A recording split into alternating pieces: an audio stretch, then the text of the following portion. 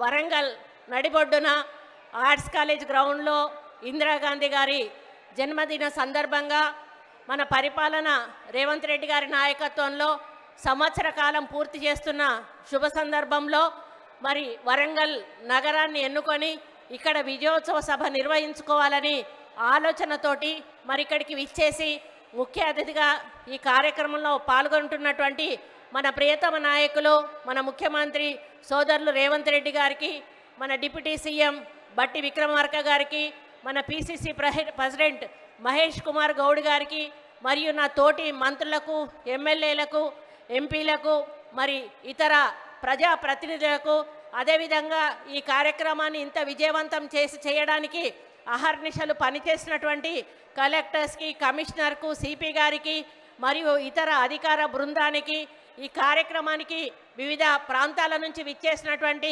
మహిళా సోదరీమణులకు, నాయకులకు, కార్యకర్తలకు, పత్రికా సోదరులకు, ప్రముఖులందరికీ కూడా నా యొక్క హృదయపూర్వక నమస్కారం. మరి ఈరోజు నాకు ఏం మాట్లాడాలో అర్థం కావడం లేదు. ఎందుకంటే నేను 30 సంవత్సరాల నా రాజకీయ జీవితంలో చాలామంది ముఖ్యమంత్రులను చూశాను. అందులో ముఖ్యంగా నేను అందరికంటే అభిమానించేటువంటి నాయకుడు రాజశేఖర రెడ్డి గారు. రాజశేఖర రెడ్డి గారి తర్వాత అత్యంత అభిమానించే నాయకుడు ఎవరంటే రేవంత్ రెడ్డి గారు అని చెప్పి నేను మరి పబ్లిక్గా నేను చెప్తా ఉన్నాను. అయితే అన్ని ముఖ్యమంత్రుల మీటింగులు కూడా నేను అటెండ్ అవ్వడం జరిగింది. జనరల్గా ముఖ్యమంత్రులు ఒక మీటింగ్ పెట్టినప్పుడు ఆ మీటింగ్లో మాకు కావాల్సిన సమస్యలను చెప్పి, అన్న ఈ సమస్యలు ఉన్నాయి, ఇవి తీర్చండి, వచ్చేసారి మీరు వచ్చినప్పుడు ఈ సమస్యలకు పునాది వేయాలి అని చెప్పినటువంటి సందర్భాలు ఉన్నాయి. ఆ తర్వాత ముఖ్యమంత్రి గారు మరి అవి మంజూరు చేసి మళ్ళీ వచ్చి ఫౌండేషన్ వేసినటువంటి సందర్భాలు ఉన్నాయి. కానీ బీఆర్ఎస్ ప్రభుత్వంలో ఆ ముఖ్యమంత్రి దగ్గర కూడా నేను పనిచేశాను. మరి ఆయన ఇటువంటి మీటింగ్లలో వందల కొలది వాగ్దానాలు చేసేది, ఏది కూడా ఒక్క రూపాయి కూడా మంజూరు చేయలేదు. రాజశేఖర రెడ్డి గారు మాత్రం చెప్పిన ప్రతి పనిని కూడా చేసి మళ్ళీ ఆయన వచ్చి ఫౌండేషన్ వేసిన సందర్భాలు ఉన్నాయి.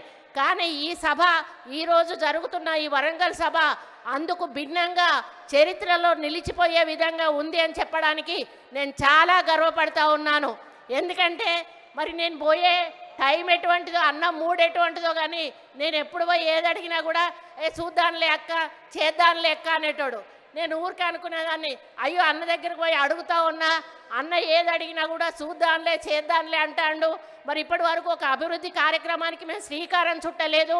మరి ప్రజలకు మేము ఏ విధంగా సమాధానం చెప్పుకోవాలని పదే పదే నేను మదన పడతా ఉండేదాన్ని. కాకపోతే ఆయనతో ఎప్పుడు వెహికల్లో ఎక్కినప్పుడు కూడా ఆయన ఒకటే మాట చెప్పేవాడు, అక్క హైదరాబాదు మనం ఏమీ చెయ్యలేము, కానీ వరంగల్ నగరాన్ని మాత్రం మనం ఏ విధంగా అంటే ఆ విధంగా రూపుదిద్దుకునే అవకాశం ఉంది. కాబట్టి వరంగల్ని ఎన్ని ఫండ్స్ అయినా కూడా ఇచ్చి ఒక మంచి పట్టణంగా తీర్చిదిద్దడానికి మన వంతు సహాయం సహకారం తప్పకుండా ప్రభుత్వం నుంచి ఉంటుంది. దానికి మాస్టర్ ప్లాన్ అనేది చెయ్యాలని వారు కోరడం జరిగింది. మరి మా ఇన్ఛార్జ్ మినిస్టర్ శ్రీనివాసరెడ్డి గారు ఇక ఆయన పట్టుకున్నాడంటే ఉడుపు పట్టే వదిలిపెట్టాడు. ఇక అధికారుల వెంటపడి వేటాడి మరి మమ్మల్ని పదే పదే రివ్యూ మీటింగ్స్ పెట్టించి మాకు ఒక ప్రణాళిక అంటూ సిద్ధం చేసి ముఖ్యమంత్రి గారి దృష్టికి తీసుకుపోవడం జరిగింది. మరి ముఖ్యమంత్రి 19వ తారీఖు వస్తున్నారు అంటే జనరల్గా ఏదో మహిళలకు సంబంధించిన మీటింగ్ పెట్టి వెళ్ళిపోతారేమో అని నేను అనుకున్నాను. కానీ గత వారం రోజుల నుంచి సెక్రటేరియట్లో జరిగిన హడావిడి అంతా ఇంత కాదు అని చెప్పక తప్పదు. అన్ని డిపార్ట్మెంట్స్ కూడా అలర్ట్ అయిపోయాయి. ఒక డిపార్ట్మెంట్ తర్వాత ఒక డిపార్ట్మెంటు వరంగల్లో ఏమేమి అవసరం ఉన్నాయని చిన్న చిన్న పనులను కూడా చూసి వాటిని వివరాలు తెప్పించుకొని వాటన్నిటికీ కూడా జీవో ఇచ్చి దాదాపు ఈరోజు 4,500 కోట్ల రూపాయల నిధులు విడుదల చేస్తూ జీవోలు ఇచ్చి ఈరోజు ఇక్కడ శంకుస్థాపన కార్యక్రమం చేసినందుకు ఈ వేదిక మీద నుండి మరి సీఎం గారికి హృదయపూర్వక ధన్యవాదాలు మా వరంగల్ ప్రజల తరఫున తెలియజేస్తా ఉన్నానన్నా. మీ నమ్మకాన్ని వమ్ము చెయ్యము.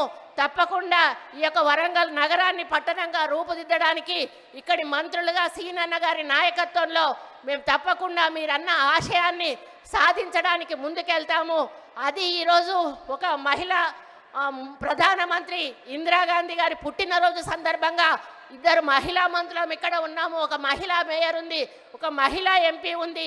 ఈరోజు మహిళా శక్తిని ఇక్కడికి తీసుకొచ్చి వీళ్ళందరి ముందట మాకు ఈ వరాల జల్లు కుల్పించినందుకు మీకు ఎల్లవేళలా కూడా రుణపడి ఉంటామని ఈ సందర్భంగా మేము విజ్ఞప్తి చేస్తూ, మరి తప్పకుండా ఈ వరంగల్ నగర అభివృద్ధికి, ఎందుకంటే ఎయిర్పోర్ట్ అనేది దశాబ్దాల కళ, ఎయిర్పోర్టు కళను ఎవ్వరు కూడా సహకారం చేయలేకపోయారు. అది ఈరోజు మన రేవంత్ రెడ్డి అన్న వల్ల అవుతుంది. రేపు మనకి ఎయిర్పోర్ట్ వస్తే మనకు కంపెనీలు వస్తాయి, ఇండస్ట్రీస్ వస్తాయి. ఇటు కరీంనగర్ సైడ్ కానీ, ఇటు ఖమ్మం సైడ్ కానీ, ఇటు హైదరాబాద్ సైడ్ కానీ విపరీతమైనటువంటి మనకి ఇండస్ట్రీస్ వచ్చినప్పుడు మన పిల్లలకు ఉద్యోగాలు వస్తాయి, మనము ఆర్థికంగా బాగుపడతాము. ఈ దాని ఎయిర్పోర్ట్ వల్ల చాలా అభివృద్ధి జరుగుతుందనే విషయాన్ని మీ అందరికీ కూడా తెలుస్తూ, గ్రౌండ్ డ్రైనేజ్ అనేది కూడా మా వరంగల్ ప్రజల కళ, అది కళగానే మిగిలిపోతుంది అనుకున్నా. కానీ ఈరోజు దాన్ని నిజం చేసినందుకు మిమ్మల్ని ఈ వేదిక మీద నుంచి మా ప్రజల తరఫున ధన్యవాదాలు తెలియజేస్తూ, ఇంకా మీరు చాలా శంకుస్థాపనలు చేశారన్న వాటితో వరంగల్ నగరం అంతా కూడా సుందరంగా తీర్చిదిద్దబడుతుంది.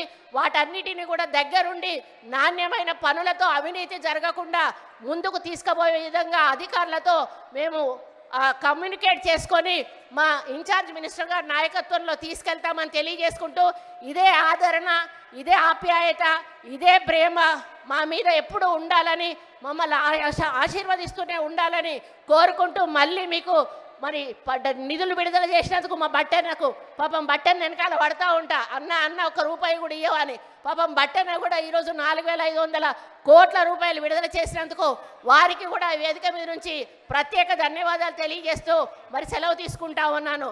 జై కాంగ్రెస్!